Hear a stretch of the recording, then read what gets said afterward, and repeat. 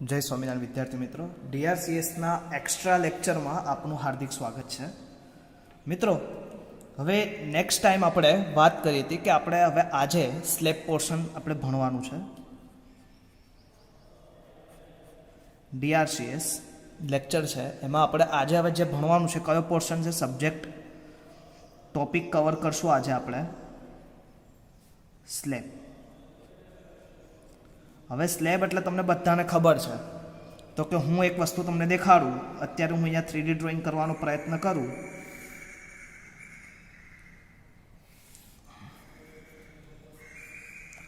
તો કે total elements હું અહીંયા ડ્રો કરી રહ્યો છું.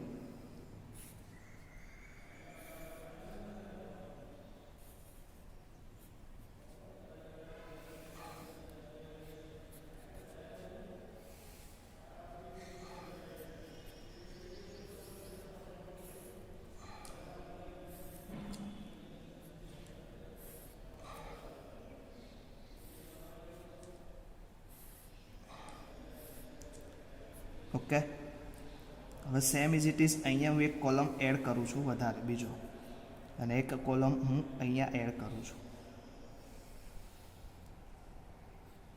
તમારા ખ્યાલ માટે.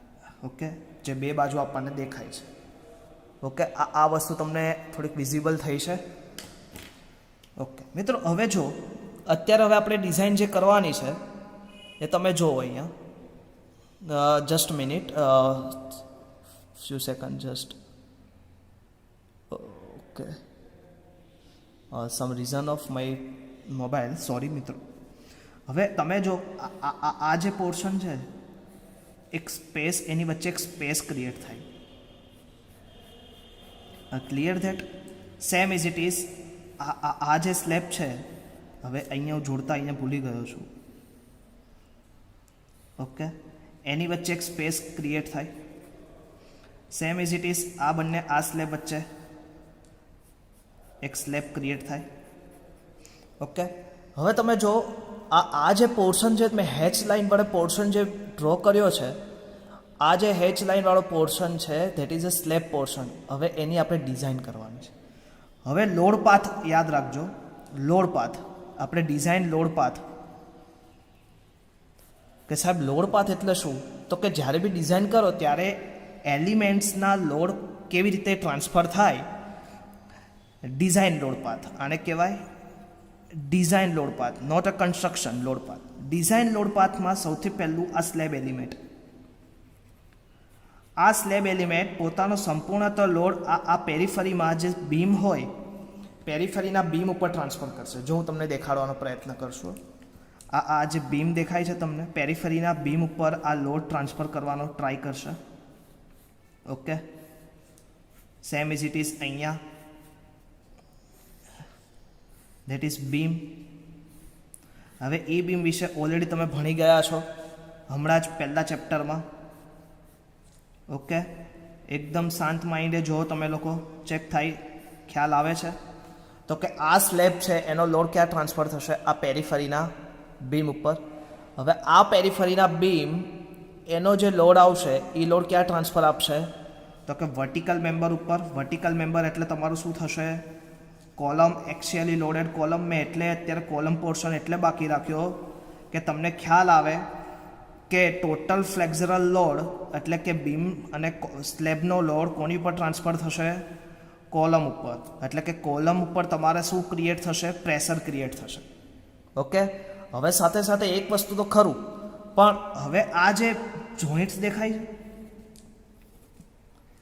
ક્લિયર, કે જે બહારની સાઈડના જોઈન્ટ્સ, એટલે તમને અત્યારે આ જે પેરીફરીના જોઈન્ટ્સ દેખાય તમને, ઓકે, એ શું છે? Beam junction, beam column junction, કે જ્યાં બીમ અને કોલમ મીટ થાય. એ વસ્તુ એની બી આપણે ડિઝાઇન ક્રાઇટેરિયામાં આપણે કન્સિડર કરીએ, પણ તમારા સિલેબસમાં એ વસ્તુ નથી. પણ બને એટલું હું ટ્રાય કરાવીશ કે બીમ કોલમ જંકશન કેવી રીતે થાય.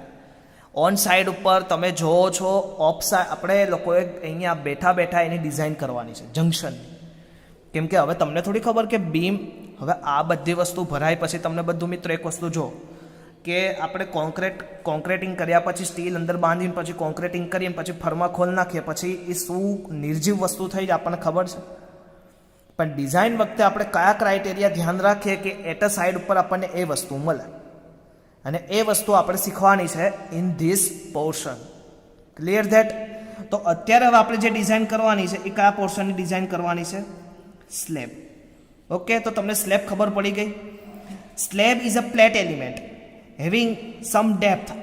હવે આ જે પોર્શન હોય એની કંઈક ડેપ્થ હોય. આ સ્લેબ હોય, તમે જોયું હશે સ્લેબની ડેપ્થ હોય.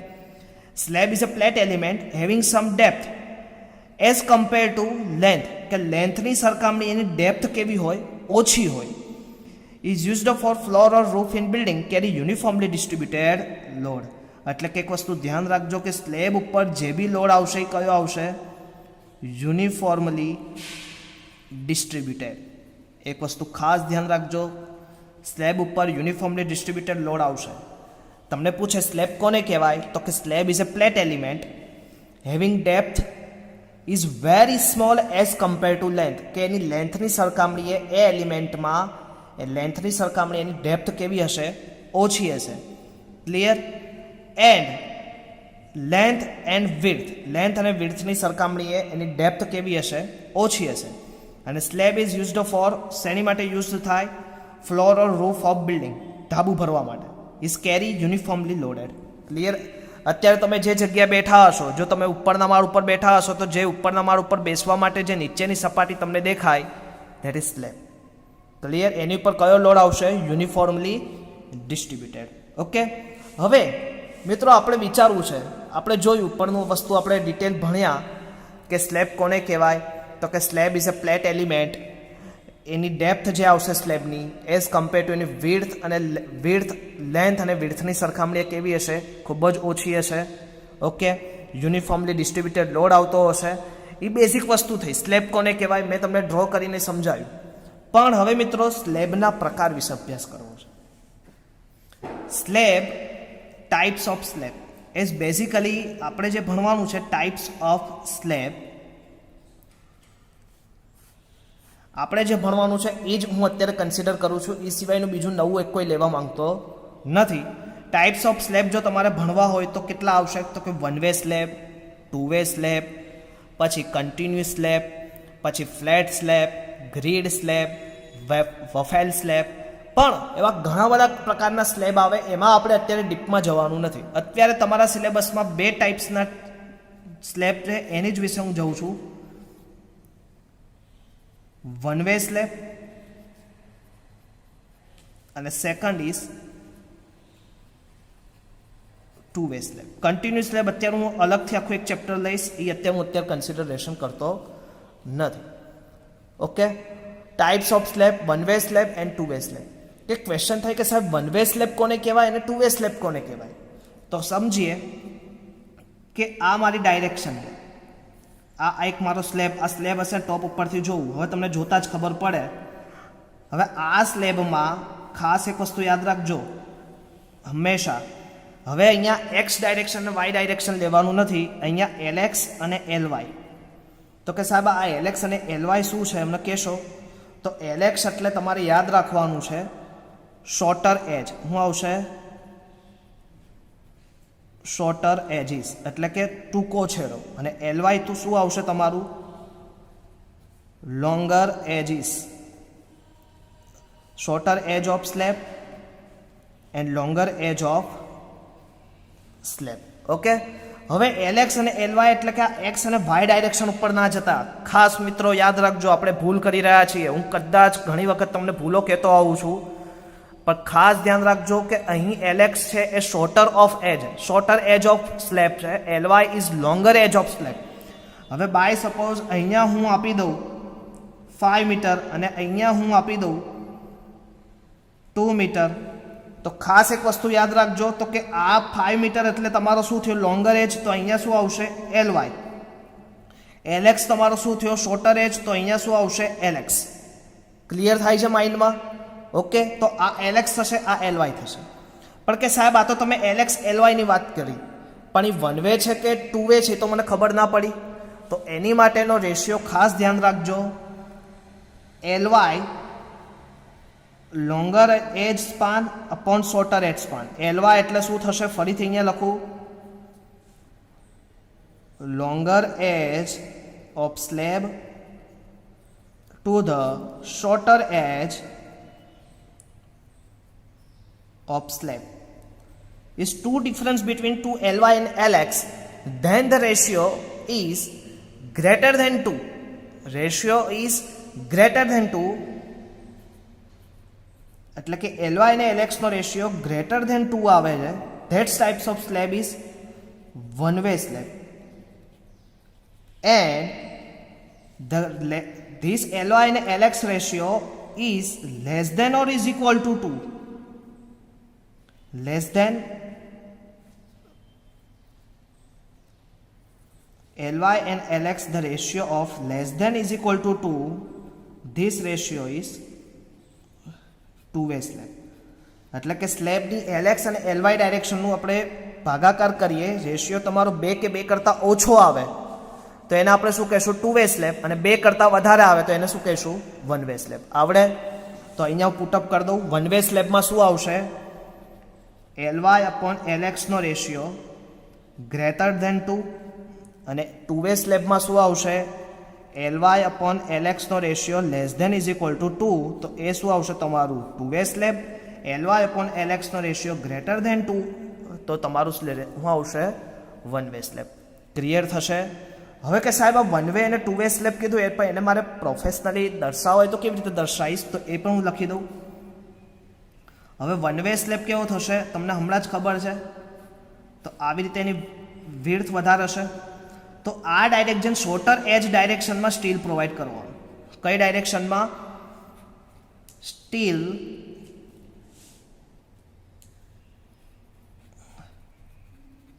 provided in shorter edge direction. Okay, and here two way slab.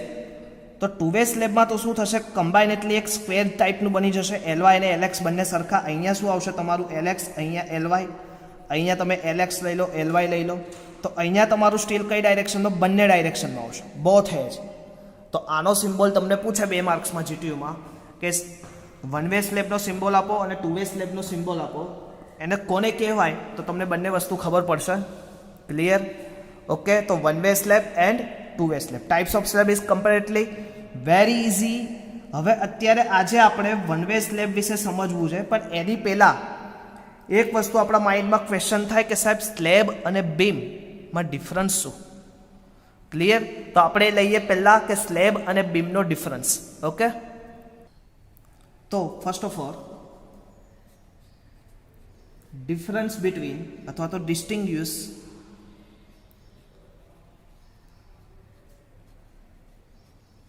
difference between beam and slab. Difference between beam and slab. તો મેન પોઈન્ટ લખી લો. બીમ અને સ્લેબમાં ડિફરન્સ શું હતું? તો કે હંમેશા બીમમાં તમને મિત્રો પહેલો પોઈન્ટ, બીમમાં તમને બી અને ડી અને એઝ વેલ એઝ લેન્થ તમને ગિવન હતી. જ્યારે સ્લેબમાં એક વસ્તુ યાદ રાખજો, સ્લેબમાં તમારે વિડ્થ ડી અને એલ તમને આપેલું હશે, પણ તમારે વિડ્થ માટે analyse of slab always 1 metre. એની વિડ્થ તમારે શું કરવી પડશે? એઝ્યુમ અથવા તો એની ડિઝાઇન તમારે પર મીટર લેન્થ માટે જ કરવી પડશે. બિકોઝ તમે બધા હમણાં વાત થઈ કે યુનિફોર્મલી ડિસ્ટ્રીબ્યુટેડ લોડ આવશે. Uniformly distributed load. તો યુનિફોર્મલી ડિસ્ટ્રીબ્યુટેડ લોડનો યુનિટ શું થાય? Kilo newton per metre. તો તમારે વિડ્થ પર મીટર માટે જ એઝ્યુમ કરવાની. Okay, compression. હવે બીમમાં તમે આપણે બીમનો સેક્શન હું ડ્રો કરું એક નાનો, તો એમાં તમે કમ્પ્રેશનમાં રેન્ફોર્સમેન્ટ પ્રોવાઈડ કરતા એઝ વેલ એઝ ટેન્શનમાં પ્રોવાઈડ કરતા. જ્યારે અહીંયા તમારે કમ્પ્રેશનમાં રેન્ફોર્સમેન્ટની કોઈ જરૂર, compression reinforcement is not required.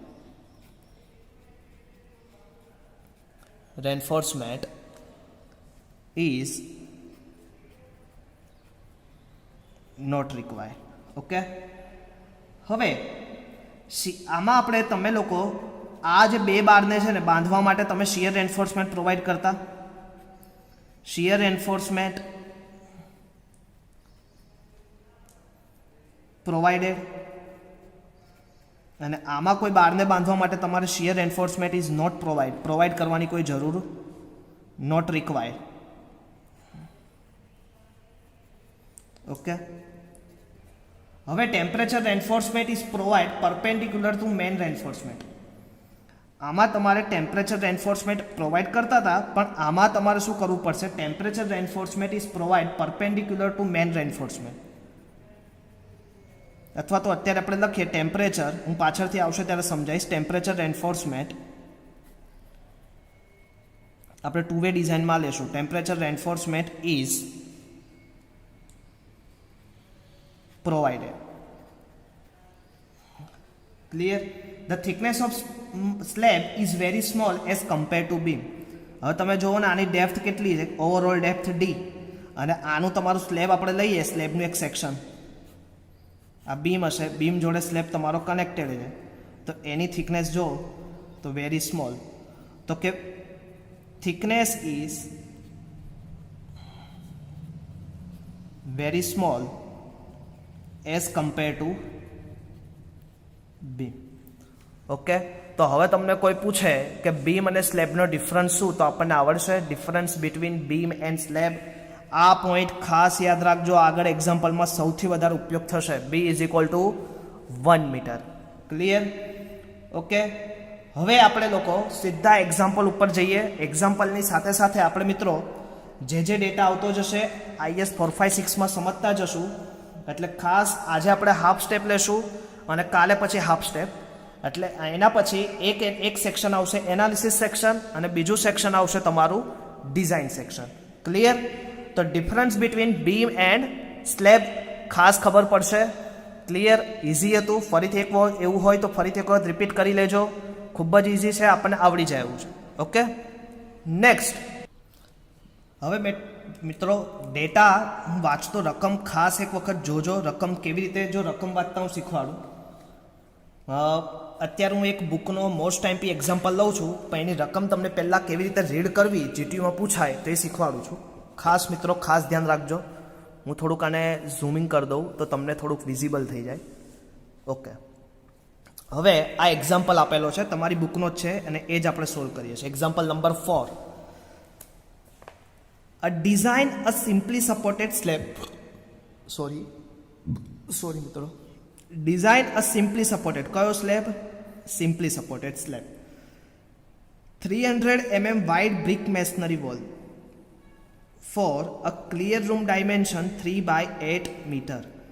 300 mm ની વાઇડ થિકનેસની વોલ ઉપર એક 300 mm વાઇડ થિકનેસની વોલ આવે ચારે બાજુ પેરીફરીમાં. એની વોલની વચ્ચે તમારો 3 મીટર બાય 8 મીટર. હવે આમાં LY અને LX કયું થશે? તમે shorter edge is LX, longer edge is LY. Assume floor finish 75 kN/m², live load 3 kN/m². Check for limit state of serviceability. જીટીયુમાં તમને પૂછાયેલો છે. Assume take M20 concrete grade and Fe415 steel. એકદમ ખાસ પહેલાં તો આપણે બધા ડેટા હું અહીંયા લખી દઉં. હવે તમને ખબર છે બુકમાં તમને ઓલરેડી આપેલો છે, એટલે તમે બુકમાં એને લઈ શકશો. ઓકે, હવે ગિવન ડેટા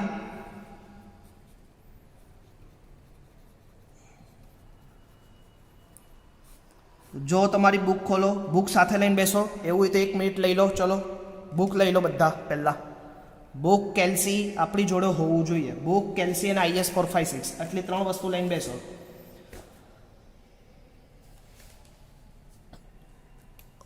જીટીયુમાં કમ્પલસરી 7 માર્ક્સમાં હશે જ. હવે ગિવન ડેટામાં શું આપેલું છે? સ્લેબ તમારો કેવો કીધો છે? Slab is simple supported.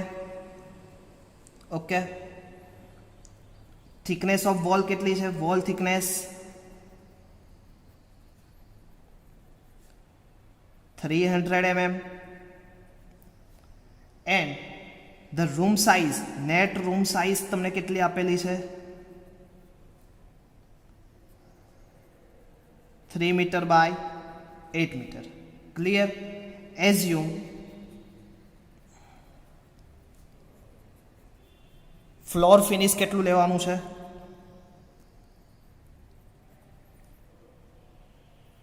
0.75 kilo newton per metre square and live load આપણે કેટલું લેશું 3 kilo newton per metre square. હવે તમને check for state of serviceability શોધવાનું કીધું છે. M20 grade of concrete FE 415. Okay, એટલી વસ્તુ તમને આપેલી છે. આ કોન્ક્રીટનો ગ્રેડનો સ્ટીલ અને આ સ્ટીલ એવું તો લખી જ દઉં અને આ કોન્ક્રીટ. કે સાહેબ અહીંયા તો મને કોઈ સ્લેબ કીધું જ નથી, કયો સ્લેબ છે શું છે મને કંઈ જ ખબર પડતી નથી.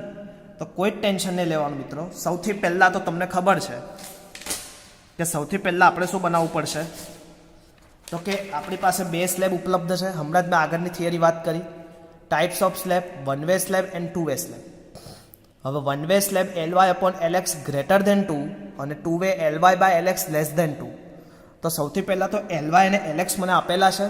તો કે હા સાહેબ મને આપેલા છે. તો કે કેવી રીતે, તો કે 3/8 મીટરની વોલ છે.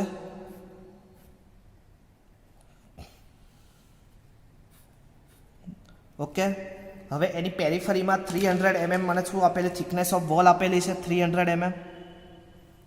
અત્યારે તમને દેખાય એટલા માટે હું એટલી જાડી કરું છું, બાકી એટલી બધી જાડી હોય નહીં. ક્લિયર, તમને એક્સપ્લેનેશન થાય એના માટે આ પ્રોસેસ ચાલે છે. ઓકે, તમે જોજો અહીંયા. હવે નેટ તમને કેટલાનો એરિયા કીધો છે Ly, અત્યારે તમને જે આપેલું છે એટલો પોર્શન આપેલો છે. Lx તમને કેટલું આપેલું છે, shorter edge direction Lx 3 metre and longer edge direction Ly અહીંયાથી લઈને આ પોઈન્ટના આ માર્ક સુધી Ly કેટલું આપેલું છે મને 8 મીટર. ઓકે, Ly અને Lx મને ગિવન છે. અહીંયા સુધી કામ પતી ગયું. હવે મારે શું શોધવાનું છે, સૌથી પહેલાં step number 1 visible. Step number 1 check for slab. Which types of slab, કે ઘણી વખત ડિઝાઇન તમને ડિઝાઇનમાં step number 1 check for slab. Which types of slab here is design to you. તો ફર્સ્ટ ઓફ ઓલ મેં તમને હમણાં જ શીખવાડ્યું હતું Ly/Lx. Ly કેટલું 8, Lx 3. તો તમે 8/3 કરો કેટલું આવશે 2.67. 2.67 વિઝિબલ. ઓકે, તો અહીંયા લખી દઉં 2.67.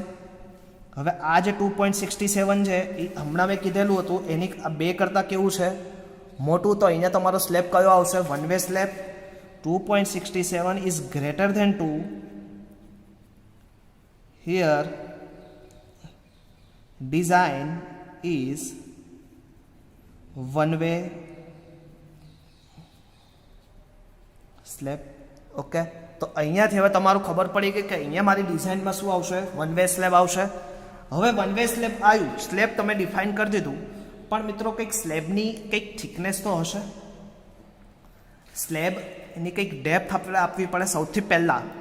તો કે હવે મને કહો કે સ્લેબમાં મારે શેની જરૂર હોય, તો કે સ્લેબની ડેપ્થની જરૂર હોય. ક્લિયર.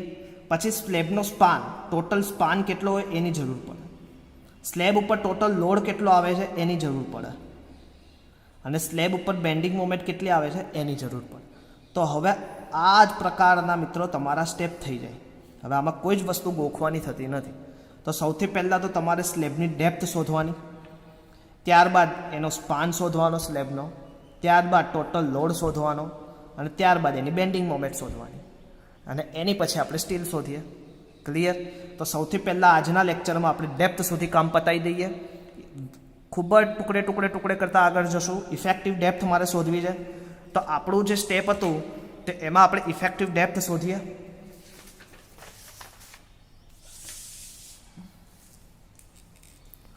Just minute, sorry. ચાલો, ઇફેક્ટિવ ડેપ્થ. હવે હું ઓલું પેજ છે ને આગળ ખુલ્લું જ રાખીશ એટલે આપણને છે ને થોડુંક ખ્યાલ આવે. ડેટા કદાચ જોવાનો થાય ત્યારે એ ડેટા આપણે લઈ શકીએ.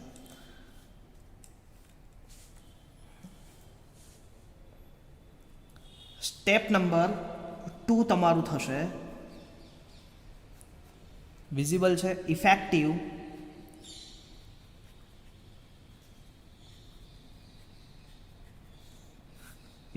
Depth small D.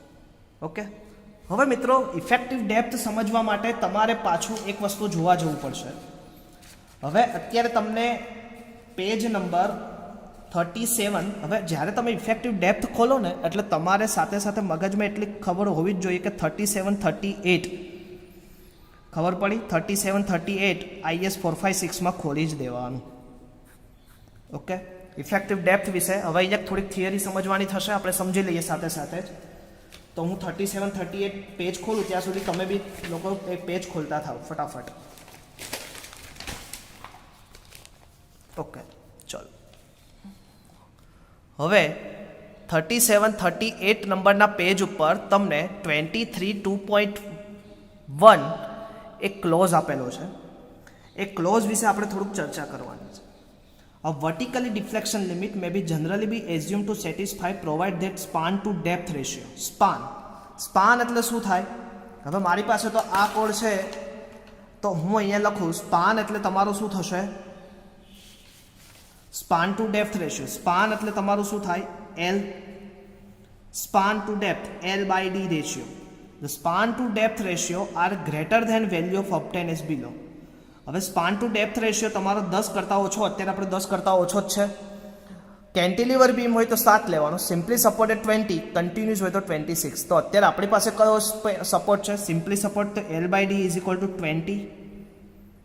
ક્લિયર? હવે for span is 10 divided 10 span in meter except the cantilever, which case deflection calculation should be made depending on the area of stress till is reinforcement value multiplying with modification factor. એટલે કે L/D ratio કરીને તમારે એને શું કરવું પડે?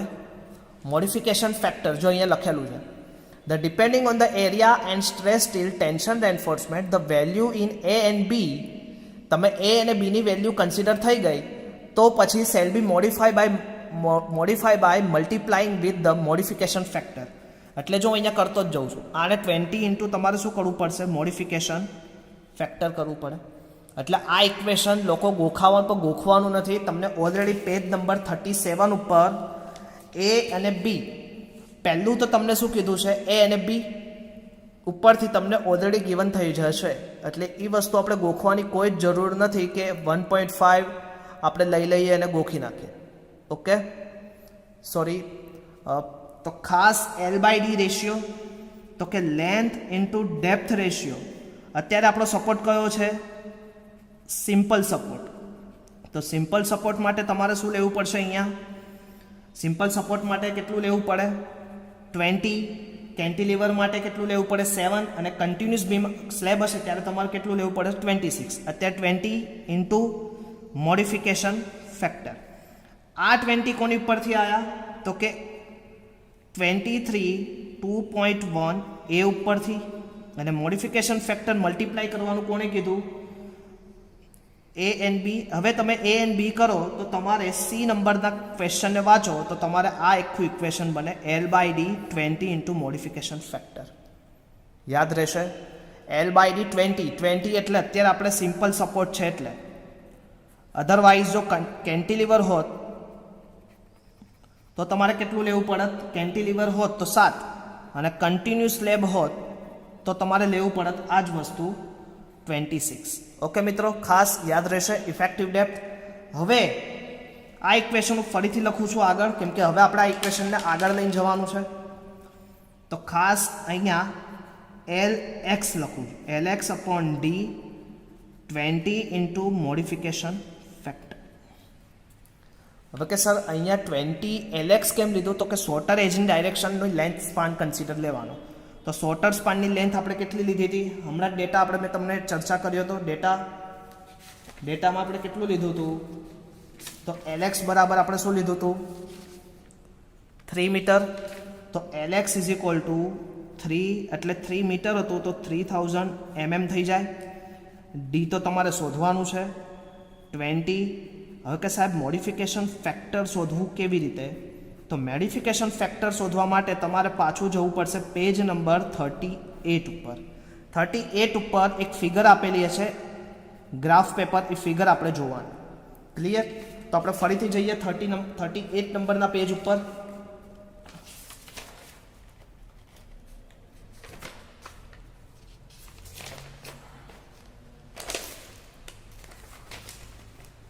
અહીંયા sorry 36 કરી દેજો. 36 નંબરનું પેજ એડ કરી દેજો.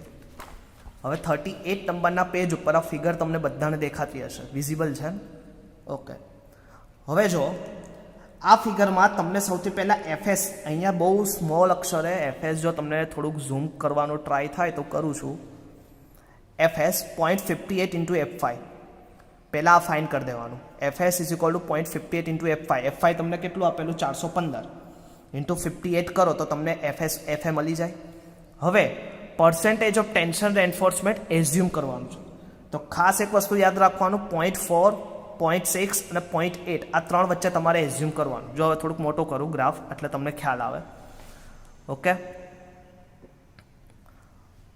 એટલે સૌથી પહેલાં તો તમારે શું ફાઇન કરવું પડશે? હવે મોડિફિકેશન ફેક્ટર વાય ડાયરેક્શન ઉપર એ તમારે ફાઇન કરવું.